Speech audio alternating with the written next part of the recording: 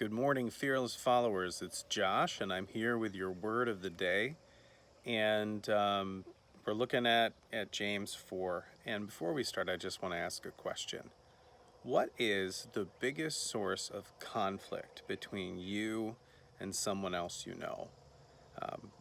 We all have people in our lives that we just get irritated by. And there can be a lot of reasons. Personality clashes, maybe different traditions, maybe different political views. See a lot of that going around right now. Maybe masks, no masks. That's going around too. But in James 4, the writer of the letter, James, says, "What causes conflict among you? You want, but you don't have. You desire, but you can't get. You covet that which doesn't belong to you." And he says, you do all of these things, and it moves you towards bitterness. It moves you towards anger. It moves you towards even killing, he says. And for James, though it's true, there are many sources of conflict between us and other people relationally.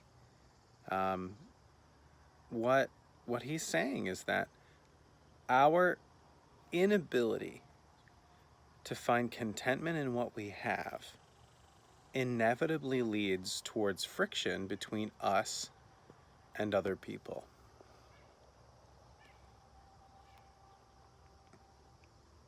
Everybody has a tendency to want what they don't have. It's not bad to want. It's not bad to have dreams and even desires for something more. But if you want what somebody else has so badly that it starts to turn your heart against them, James says we got a problem. I live in Hamilton. We'll talk about this weekend. And I really want a pole barn. I don't know if that's you. I don't know if you can resonate with that, but I just want one. I have the space for it back here, but we live in an association where you can't build buildings like that. And so every time I drive by a pole barn, I just want one. And there have been times where I want so badly that I'm like, man, I wish I lived there. I wish I had that house. And sometimes I'm driving down the road and I think about the people who own that house. I'm like, I bet they don't even use that pole barn. I bet they don't even I bet they don't even use vertical storage.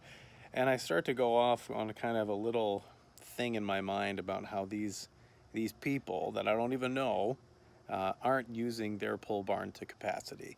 And I'm teetering right on the edge of coveting and frustration.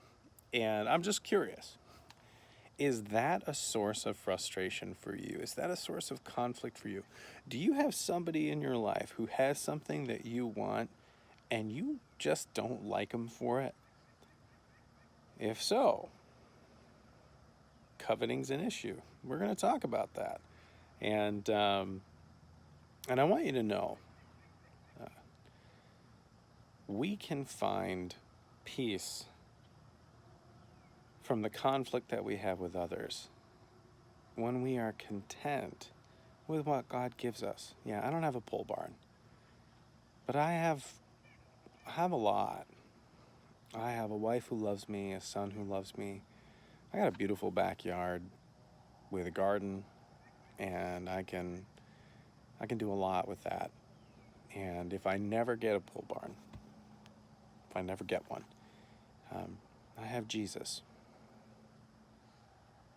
And if he didn't do another thing for me, what he's already done for me is enough. There's the thought. There's the word.